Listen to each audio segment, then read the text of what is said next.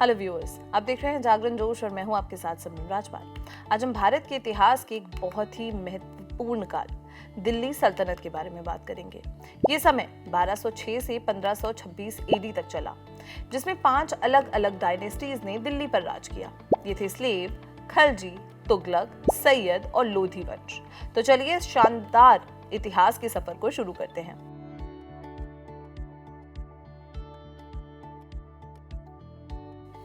सबसे पहले आती है स्लेव या ममलुक डायनेस्टी, जिसके संस्थापक कुतुबुद्दीन ऐबक थे। उन्हें भारत में मुस्लिम शासन का असली संस्थापक माना जाता था। उन्होंने लाहौर को अपनी राजधानी बनाया और उन्हें उनकी उदारता के लिए लख बख्श यानी कि लाखों का दान करने वाले कहा जाता था।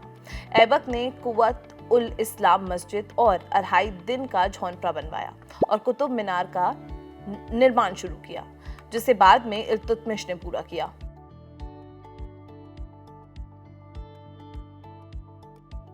ऐबक के बाद उनके दामाद इल्तुतमिश गद्दी पर बैठे। उन्हें दिल्ली में तर्किश शासन का असली संस्थापक माना जाता था और उन्होंने राजधानी को लाहौर से दिल्ली शिफ्ट किया।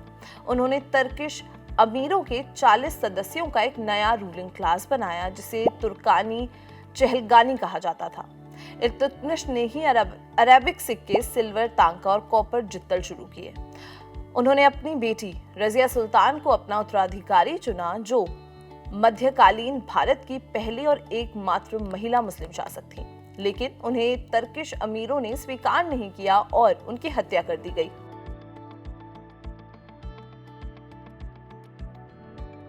इसके बाद आए बलबान, जिन्हें उलुग खान भी कहते थे।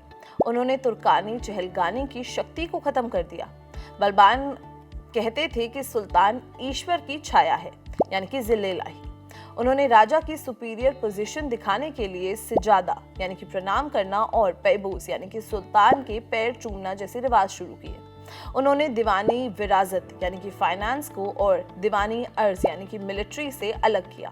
बलबान ने ब्लड एंड आयरन की नीति अपनाई, जिसमें नॉन तुर्क लोगों को प्रशासन में शामिल नहीं किया जाता था।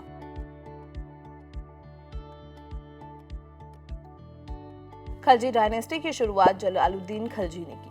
वो पहले सुल्तान थे जिनका हिंदुओं के प्रति सहानुभूति वाला रवैया था। लेकिन 1296 में उनके दामाद अलाउद्दीन खलजी ने उनकी हत्या करके गद्दी पर कब्जा कर लिया। अलाउद्दीन ने किंगशिप नोज नो किंगशिप का नारा दिया। उन्होंने मंगोलियन आक्रमण को कई बार हराया।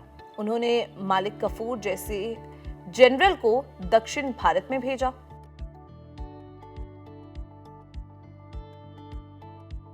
अलाउद्दीन खलजी ने कई बड़े सुधार किए। वो पहले सुल्तान थे जिन्होंने एक बड़ी स्थायी सेना यानी कि लार्ज परमानेंट आर्मी रखी और उन्हें कैश सैलरी दी। उन्होंने चेहरा यानी कि सोल्जर्स का डिटेल्ड डिस्क्रिप्शन और दाग यानी कि घोड़ों की ब्रांडिंग का सिस्टम शुरू किया। रेवेन्यू को उन्होंने उपज का आधा कर दिया और बिस्वा को जमीन मापने की यूनिट बनाया। उन्होंने मुस्तकराज नाम का एक नया पोस्ट बनाया। मार्केट में चीजों के दाम कंट्रोल करने के लिए उन्होंने 3 अलग अलग मार्केट्स बनाए और उनकी जांच के लिए स्पाइस यानी कि बरीड्स और ऑफिसर्स यानी कि शहनाई मंडी नियुक्त की गई।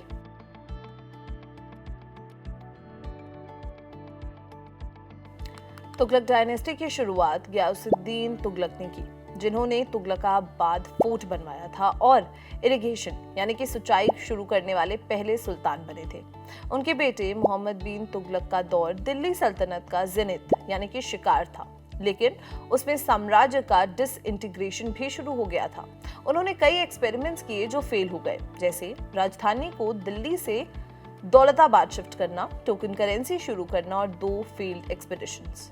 उन्होंने दीवानी अमीर कोही नाम का एक नया डिपार्टमेंट भी बनवाया।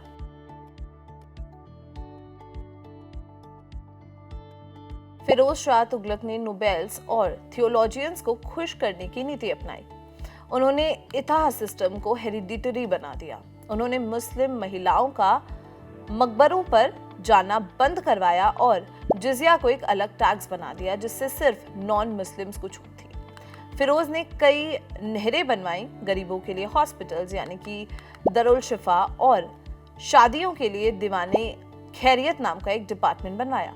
उन्होंने हिसार और फिरोजाबाद जैसे शहर भी बनवाए। उनके दौर में बंगाल आजाद हो गया।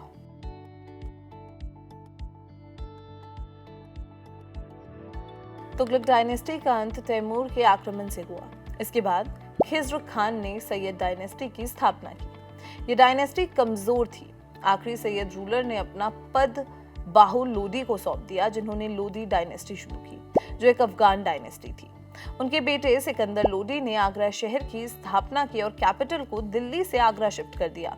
उन्होंने गजी सिकंदरी नाम का एक नया माप सिस्टम शुरू किया।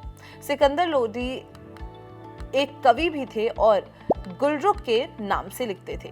आखिरी लोदी सुल्तान इब्राहिम लोदी को 1526 में पानीपत की लड़ाई में बाबर ने हराया था और इसके साथ ही दिल्ली सल्तनत का अंत हो गया और मुगल एम्पायर की शुरुआत हुई।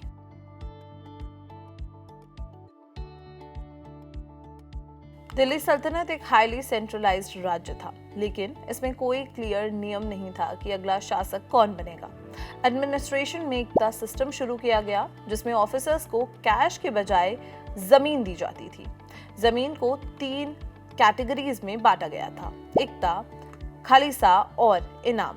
प्लेजेंट्री यानी कि किसान को उपज का 1/3 या आधा हिस्सा टैक्स के रूप में देना पड़ता था। सोशल लाइफ में सती और पुरत जैसे रिवाज शुरू किए गए। मुस्लिम समाज भी तुर्किश, ईरानियन और अफगान ग्रुप्स में बंट गया था, जिसके बीच में आपस में शादियां नहीं होती थी। हिंदुओं को जिमीज यानी कि प्रोटेक्टेड लोग माना जाता था और उन्हें जिजिया टैक्स देना पड़ता था।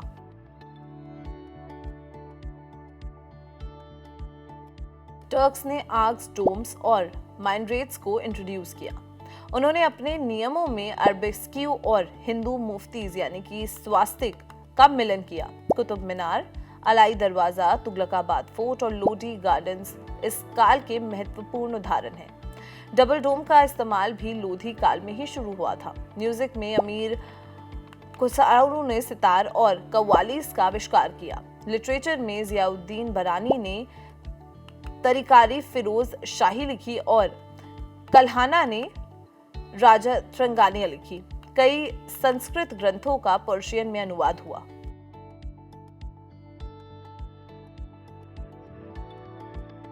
दिल्ली सल्तनत का पतन कई कारणों से हुआ।